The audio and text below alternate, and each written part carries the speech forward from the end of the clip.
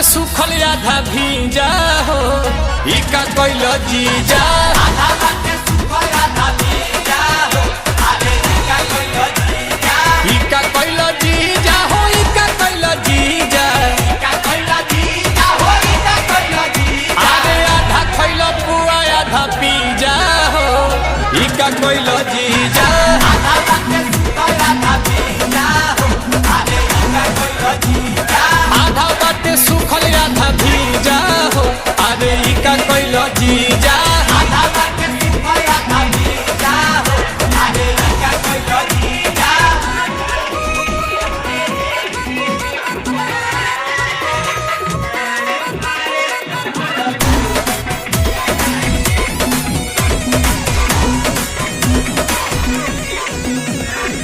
लोटा पितरिया से रमल भितरिया